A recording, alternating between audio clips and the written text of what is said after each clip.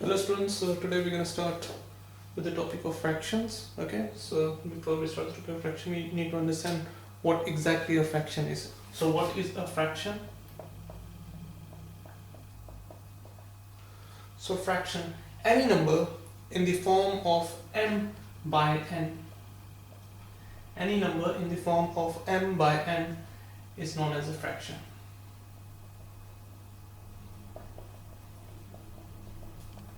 Provided that n is not equal to 0. Okay, so for example, you can say 1 by 4.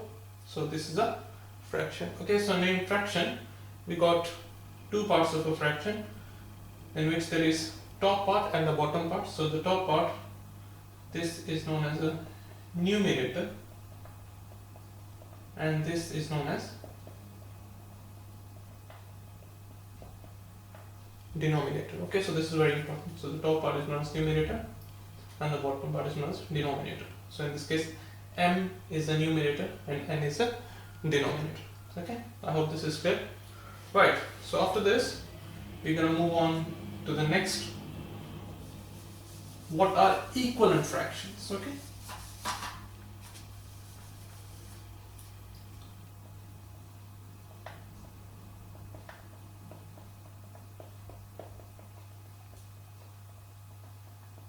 so equivalent fractions are those fractions which look different but they are actually the same. So they look different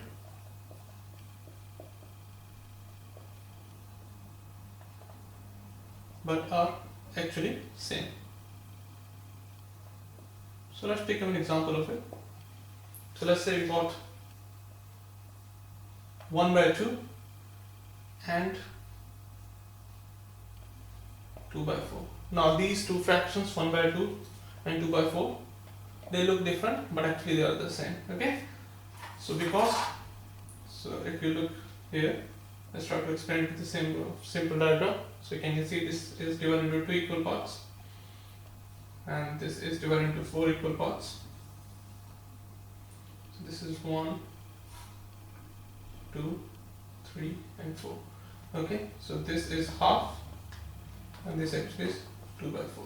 So if we look into very carefully, this half here and this 2 by 4 is actually, they are same. Okay, yeah, so this is half and this is 2 by 4. Okay, so this half and 2 by 4, they are equivalent to each other. Okay, so now we can't actually draw the bar graphs, or you can say these bar diagrams in all the cases. So there is a simple mathematical way to find out the equivalent fractions of a fraction. So which is, so for example, the question is find equivalent fraction of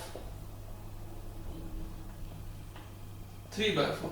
Okay, so to find the equivalent fraction of 3 by 4, what I need to do, and this is very important, I multiply the numerator and the denominator by the same number. So for example, I will do here 3 times 3 and also I am multiplying denominator, which is 4 times 3. So this becomes 9 by 12. So 3 by 4 is equivalent to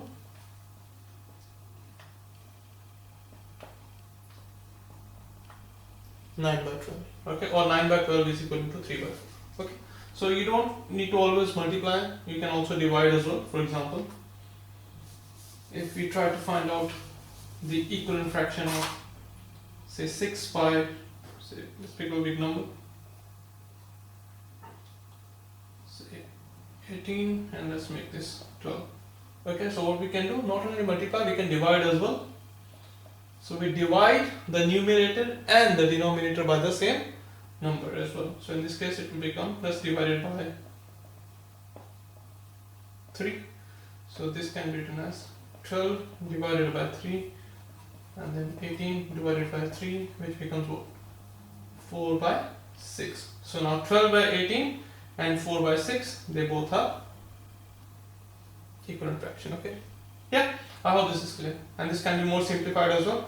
So you can divide this by 2 as well, so this can become by 2 by 3 is 1. Okay, so if I divide this by again by 2, so this become 4 by 2, 6 by 2, and this will be equal to 2 by 3.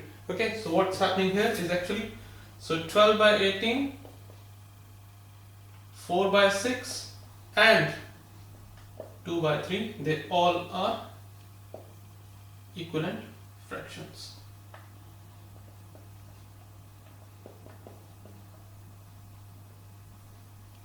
Okay, yeah, I hope this is clear. So this is the concept of equivalent fractions. Okay,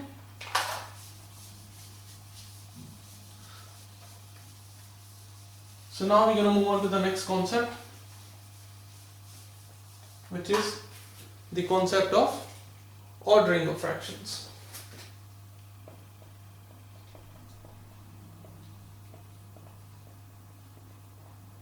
So how do we actually order the fractions? Okay, so for example, the question is order these fractions from smaller to bigger, or ascending order, or bigger to smaller, which is also known as a descending order. Okay, so how do we order the fractions?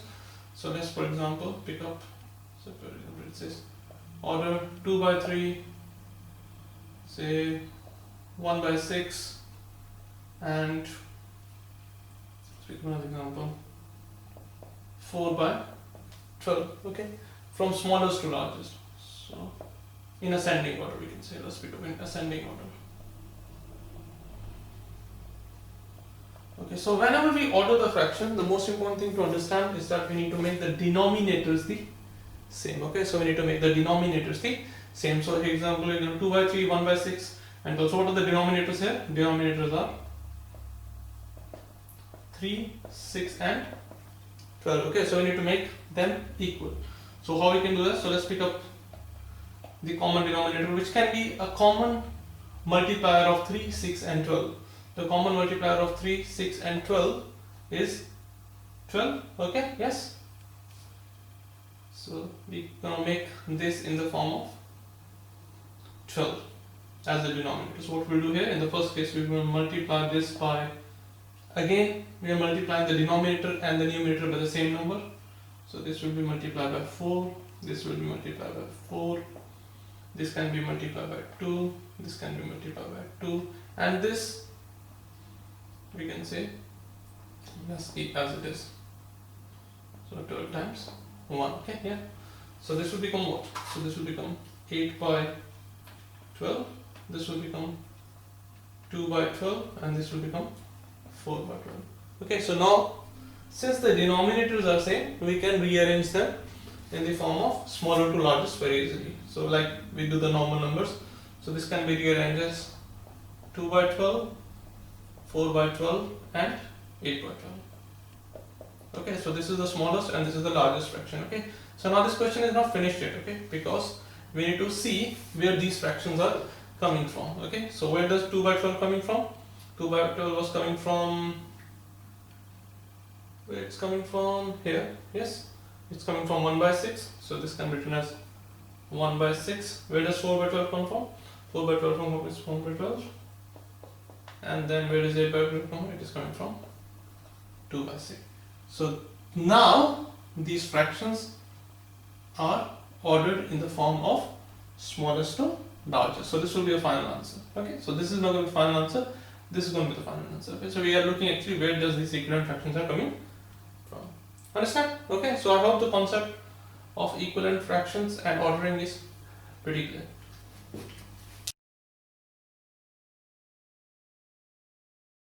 Alright, so now we're going to move on to the next part of fractions, which is proper and improper fractions. Okay, yeah. So fraction can be actually categorized into two parts. One is known as proper fraction and one is known as improper fraction.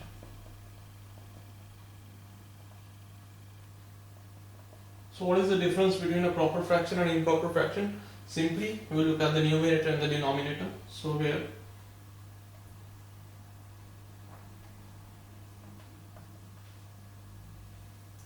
in the case of a proper fraction, the numerator is smaller than the denominator. Okay, so the numerator is smaller than the denominator, whereas in the case of improper fractions,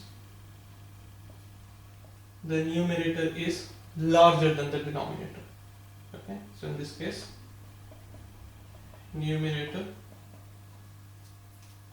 is smaller than the denominator,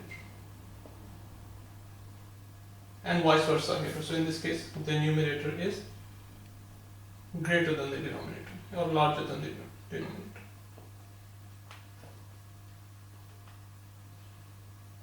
Okay, so now remember that only improper fraction can be converted into a mixed number. Okay, so only improper fraction can be converted into mixed number. Okay, so here the concept of mixed numbers is going to come as well. Okay, yeah. So I hope this is clear. So let's move on to the mixed numbers and how we can convert an improper fraction into a mixed number. Okay, so what actually is a mixed number? Okay, so mixed number has got two parts. One is known as a whole part, and one is known as a fraction part. Okay, so now we're going to understand this with the help of how we are actually converting an improper fraction into a mixed number. So we can clearly see there what is the whole part and what is the fraction part actually means. So for example, let's pick up an improper fraction, 16 divided by 3. Okay, and so we want to convert this into a mixed number. So what we will do, we will use a simple division. So you can say this is 16, 3, 5. Okay, so now we will use a simple division to see how we can convert an improper fraction into a mixed number. So we look at this number, which is 5. So this becomes the whole part. Okay, the denominator comes as it is, which was 3, and the remainder it comes as 1. So this 16 by 3 has been converted into a mixed number, which is 5 1 by 3. In this case, this 5 is known as a whole part, and this 1 by 3 is known as a fraction part. Okay, yeah. So this is what the concept of mixed number is, and this is how we convert an improper fraction into a mixed number as well. Okay, and we can do vice versa as well. We can also convert a mixed number into an improper fraction as well.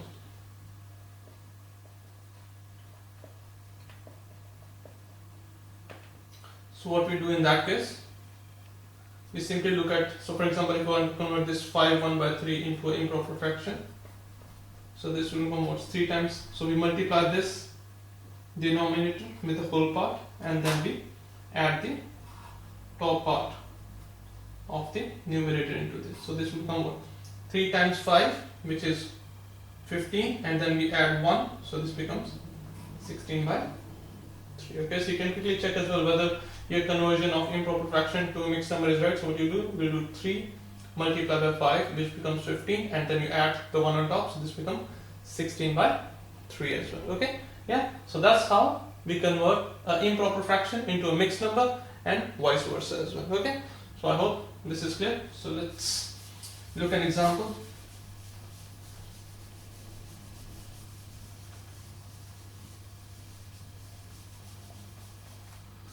So let's pick up, say for example, convert 29 by 7 into a mixed number. Okay, so